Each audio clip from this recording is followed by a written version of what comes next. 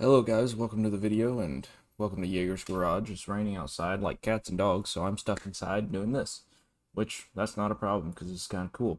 So you may have heard in the past couple of years, it's been a long while, the terms free valve and tiny friendly giant, I believe. We'll get into it, but basically Koenigsegg has a engine that has no cam in it.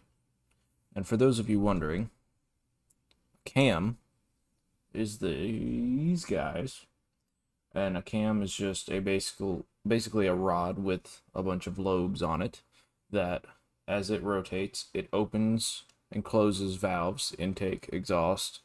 Some have multiple intake exhaust. Some have dual overhead cam. The old trucks and stuff just had a single, but uh yes, so Koenigsegg is making the first that I know of camless engine, and it sounds a lot crazier than it actually is. Top Gear reported on this, and basically, it sounds like whoever made this, it was their brainchild and they loved it to death. The actual engine will make 600 horsepower. They were going to combine it. I don't think it ever happened. I think there are a few in production, but it never or well, there were a few before production that they made prototypes that never actually. They just decided to throw a V8 in it, which I like V8 better, but it's a 2-liter, 3-cylinder, camless engine that they would have paired with electric motors that would have made 1700 horsepower. The motor by itself, without the electric motors, can make 600 horsepower, which is pretty stout, but that makes a lot of sense because when you think about cam and the valves and stuff, you get things like valve float. So when you're idling, of course, it's going, and then the faster you get, the more time that the spring has. Let's see if I can find. Let's see. Yeah. So the more time, here we go. That spring actually takes longer to return.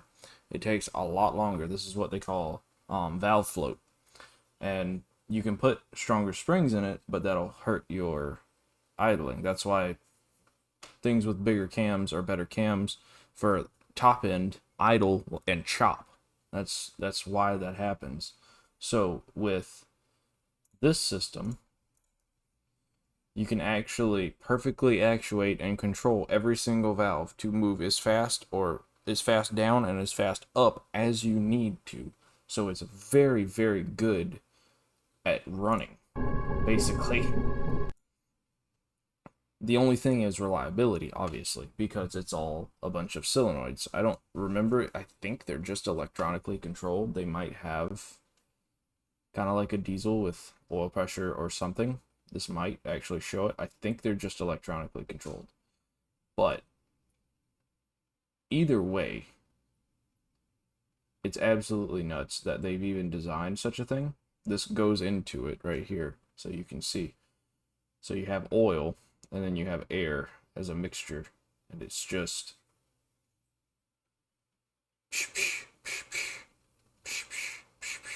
so it's just perfect. It still has springs, but because it's electronically controlled, you can put much stronger springs in it that return super instantly.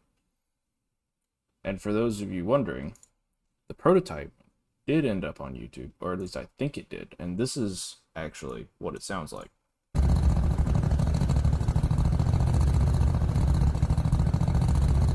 So this is a 3-cylinder motor.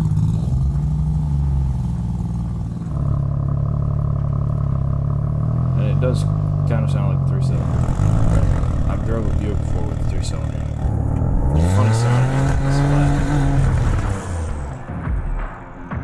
it does not sound that bad. I would. That's pretty cool though. So this, yeah, as we saw before, this is the whole thing. But do you think that's the future? Do you think that's the way we should be going? Should we be pushing towards camless designs and just leaving it all up to electronics and leaving it all up to the PCM to completely figure it out? would it be, you know, if you wipe a cam lobe or something, you have to replace the cam.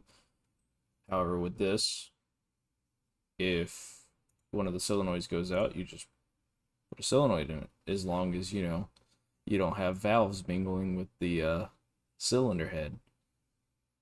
So, I don't know.